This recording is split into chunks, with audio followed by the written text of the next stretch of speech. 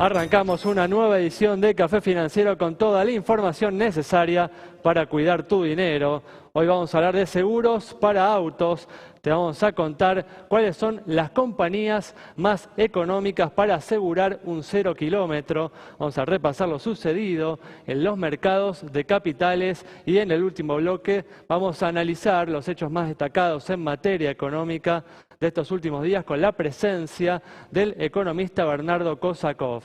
Quédate con nosotros. Tras el siguiente intervalo vamos a regresar con todos estos temas y vamos a responder, como hacemos siempre, a todas tus inquietudes.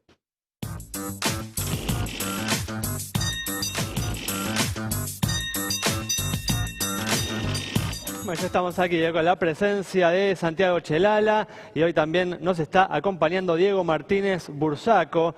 No estamos hoy con la presencia de nuestra compañera Yamila Escala, que se tomó unas vacaciones y que se va a reincorporar el próximo miércoles. ¿Qué tal? ¿Cómo andan? Hola, ¿cómo estás, Ale? Gracias por estar aquí. Vamos a arrancar con los temas que tenemos para hoy. Vamos a arrancar hablando de la economía. Y una noticia, bueno, continuó cayendo, en verdad, el dólar en estos últimos días. Ayer se ubicó en su nivel más bajo desde el 5 de febrero. Hoy cerró en torno a los 14 pesos con 70. Santi, a pesar de esto, el Banco Central mantuvo ayer prácticamente sin movimientos las tasas de interés, ¿no? En los elevados niveles en los que las colocó semanas atrás cuando el dólar había subido y había superado la barrera de los 16 pesos. Así es, Ale. El desafío es, tratar de bajar estas tasas de interés que realmente conspiran contra cualquier toma de crédito, contra la actividad económica, valores que giran en torno al 38%, una tasa de interés muy, pero muy alta, lo que fueron los promedios de los últimos años. El gran desafío también del Banco Central, de la autoridad monetaria, es controlar las expectativas de devaluación, que realmente empiecen finalmente a entrar los dólares y no solamente por la vía del endeudamiento. Recordemos que tomó 5.000 millones de dólares de créditos con bancos locales y externos, sino por la vía del comercio, que la economía empiece a recuperarse, que suban las exportaciones y que finalmente ingresen dólares por la vía natural. Creo que hasta que eso no suceda siempre va a estar, pendiente o latente la posibilidad de algún tipo de ajuste cambiario, más aún considerando las altas tasas de inflación previstas para este primer semestre y que todavía faltan ajustar salarios en varios gremios. Mientras tanto, la tasa de interés parece ser el único instrumento o el instrumento favorito del Banco Central, junto con alguna retracción de la oferta monetaria para tratar de controlar la demanda de dólares. ¿Se esperan, Santi, un ingreso importante de dólares para las próximas semanas con motivo de la venta de la cosecha de granos que podría generar mayores presiones bajistas para la cotización del dólar, de la moneda americana? Veremos si en ese momento el Banco Central aprovecha y afloja las tasas de interés. Sí, Ale, recordemos que las cerealeras se comprometieron a liquidar cerca de 7.000 millones de dólares y que supuestamente esa liquidación ya habría empezado, pero las reservas siguen planchadas. No parecen subir, todavía hay muchos pagos en dólares, pagos pendientes, importaciones que venían retrasadas y que se pagan a 30 o 60 días.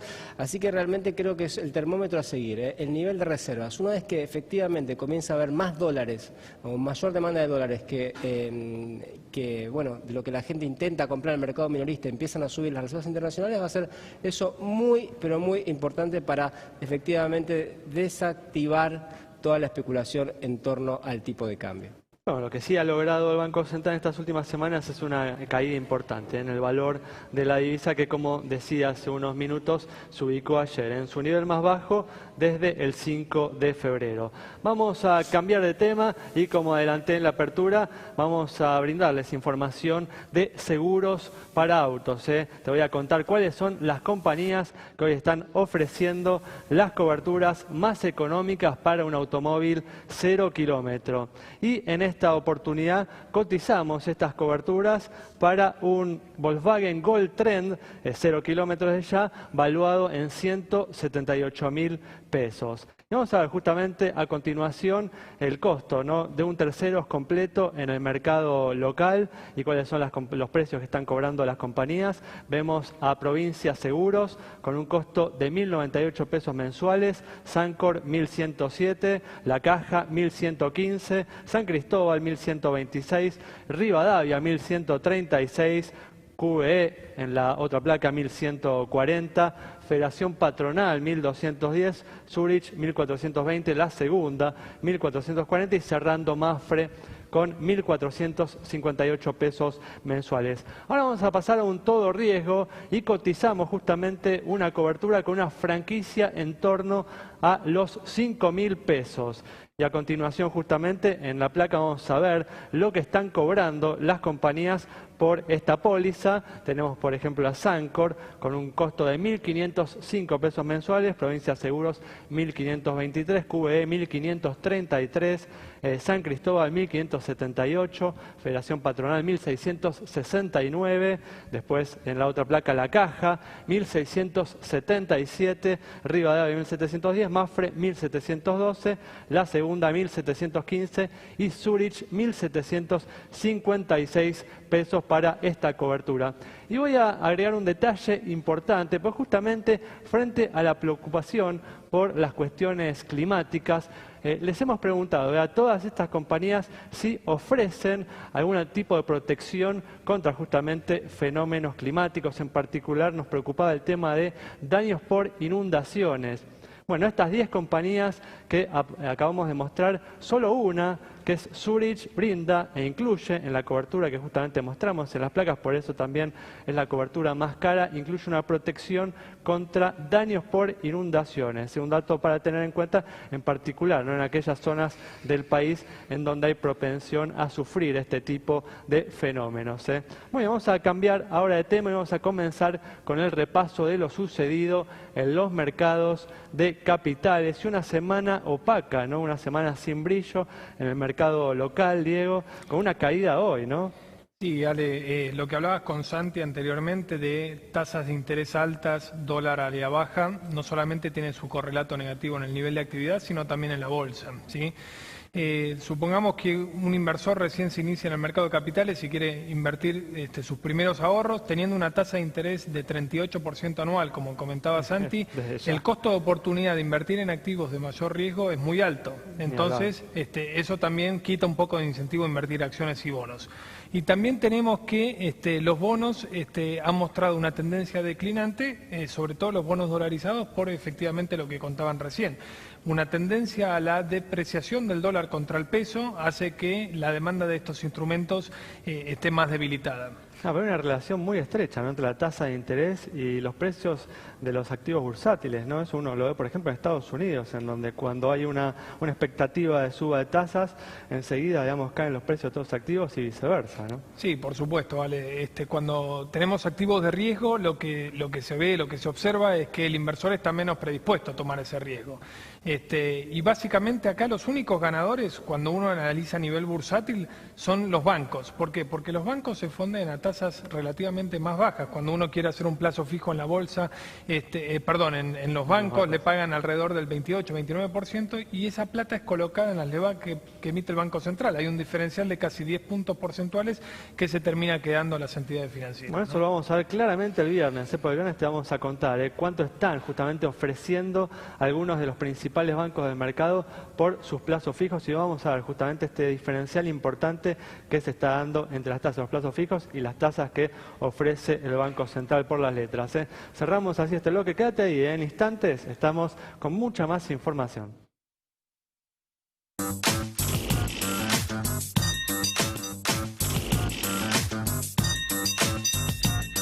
Bueno, estamos de regreso y vamos a comenzar a responder a todas tus consultas.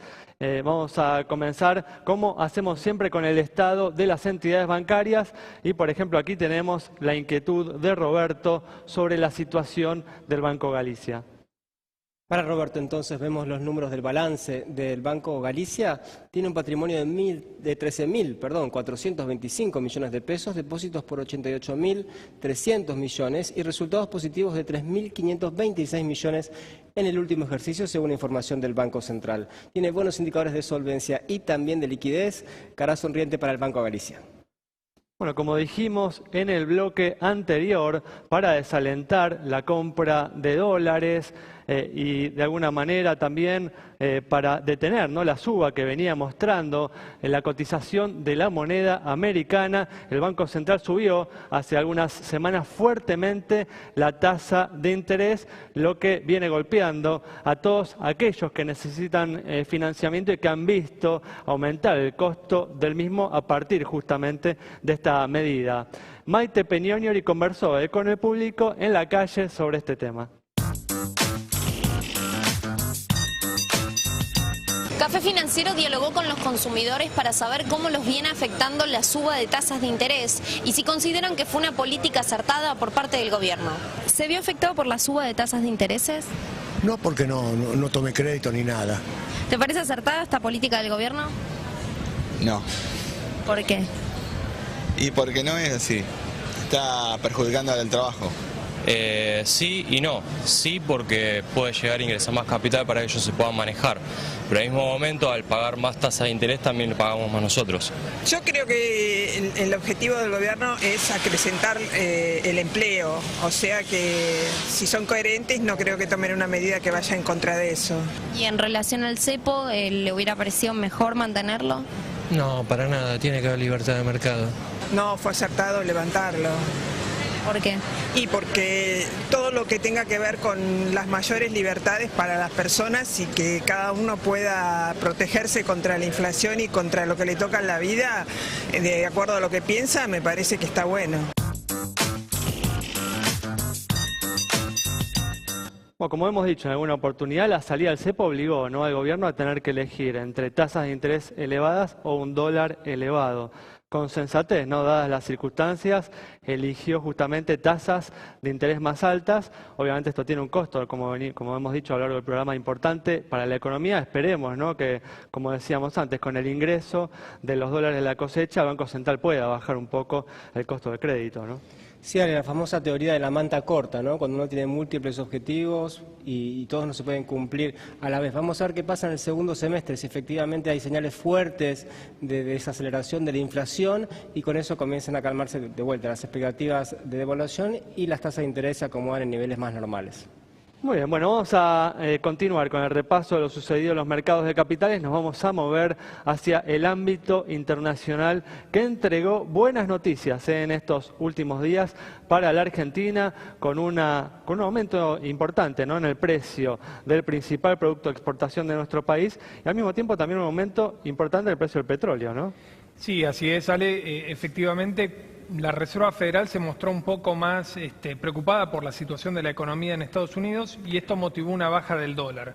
¿Qué significa para los mercados emergentes o economías como las nuestras? Que los commodities medidos en dólares suben. Y como bien dijiste, Ale, por ejemplo, la soja desde el mínimo que tocó en los últimos 12 meses está casi un 10% arriba, el petróleo un 40% arriba y precio de los commodities internacionales más altos significa mayor fortaleza para las economías emergentes que son exportadoras de estos productos primarios. Así que en ese sentido el contexto internacional ha dado una mano durante estos últimos días. Definitivamente. Muy bien, vamos a cerrar, como hacemos siempre, este bloque respondiendo a una última consulta sobre la situación de una compañía de seguros ante la ausencia de Yamila. Les voy a brindar yo esta información. Tenemos una consulta de Karina sobre MetLife. Y la empresa, como se observa allí en la placa, tiene activos por 2.781 millones de pesos, pasivos de 1.967 millones, un patrimonio de 814 millones, resultados positivos de 94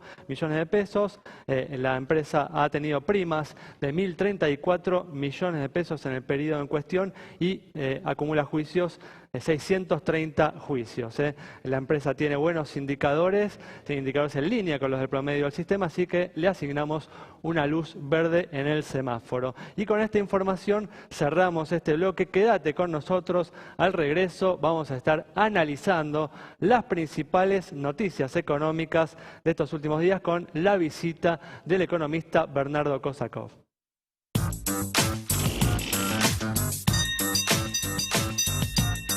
Bueno, ya estamos con la presencia del economista Bernardo Kosakov para analizar las principales noticias económicas de estos últimos días. ¿Qué tal, Bernardo? ¿Cómo andás? Bien, muchas gracias por la invitación. Gracias por venir. No, por favor. Bueno, vamos a empezar igual hablando, ¿no?, de la visita de Barack Obama, la primera visita de Estado de un presidente norteamericano desde 1997. Vamos a comenzar hablando de este tema porque justamente los funcionarios del gobierno están esperanzados, ¿no?, en que este hecho, este evento histórico desencadene, ¿no?, un ingreso de inversiones de la primera, ¿no?, potencia económica en nuestro país. Bernardo, ¿vos considerás que esta visita va a tener consecuencias, implicancias económicas importantes para los próximos años? Definitivamente. Bueno, la primera de todas es el hito político, ¿no? Esto significa una reinserción muy distinta del país en el escenario internacional y hoy la Argentina tiene un posicionamiento notablemente fuerte. Dicho en términos muy sencillos, se ha puesto de moda y está bien vista dentro del contexto, sobre todo de los países más desarrollados. En términos de los resultados concretos e inmediatos, no tenemos que esperar ninguna fiesta, pero todas son relativamente buenas noticias. Lo que hay que entender es que en la estructura productiva argentina existen desde hace más de 100 años alrededor de unas 500 empresas que pertenecen a corporaciones transnacionales. Más de la mitad de ellas son empresas de origen norteamericano y tienen una fuerte presencia en la producción. En muchos mercados su participación supera el 30-40% del valor agregado.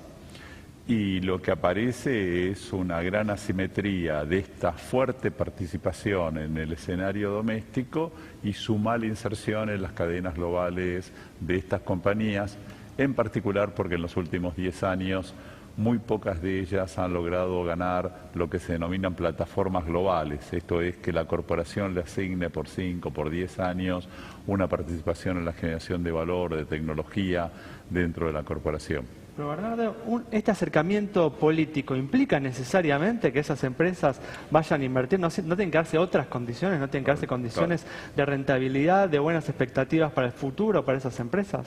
Definitivamente, pero lo que estaba antes es que directamente la Argentina no era considerado.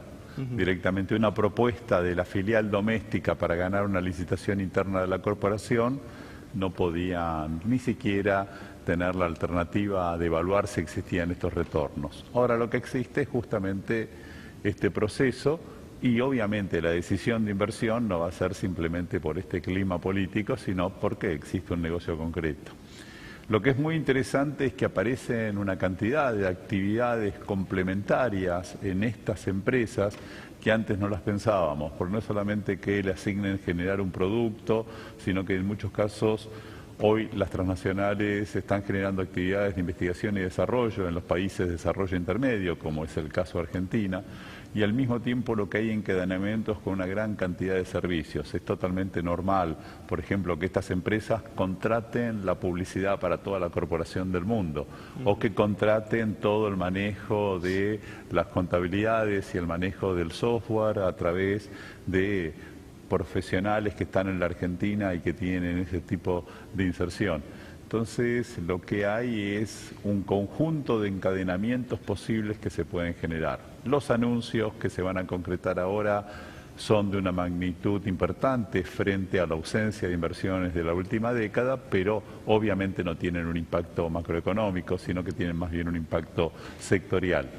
Pero creo que definitivamente acá hay un cambio de tendencia y que aparecen un conjunto de oportunidades en donde las áreas que son las primeras que se están viendo son todas estas áreas de las energías renovables y también algunas actividades de servicios con capacidad para exportación y al mismo tiempo una actitud mucho más dinámica de 40, 50 empresas que prevén que en los próximos meses se concreten algunos proyectos.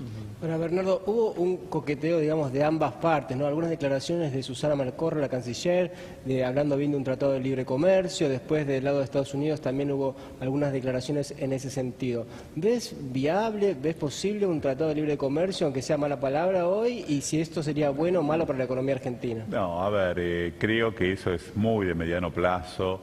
Y básicamente acá, con todos los procesos de integración, hay costos y beneficios. Un proceso de integración puede ser bueno o malo. En la medida de que no estén bien establecidas las reglas de juego, eso es complicado. En general los países desarrollados siempre cumplen las reglas de juego porque tienen la capacidad de poner las reglas de juego. Y justamente lo que hay que tratar de ver es dónde se puedan minimizar los costos de un proceso de integración y maximizar los beneficios. Yo no preveo en el mediano plazo de que tengamos avances muy sustantivos en ese área, sobre todo porque en este tipo de acuerdos no puede estar ajeno cómo actúan nuestros vecinos, y estos acuerdos tienen mucho peso que ver cómo va a ser la complementación con Brasil, y hoy las incertidumbres con Brasil son lo suficientemente grandes como para que se planteen estos temas estructurales en el corto plazo. Bernardo, muchos temen de parte de este gobierno de Mauricio Macri un regreso a los 90, ¿no?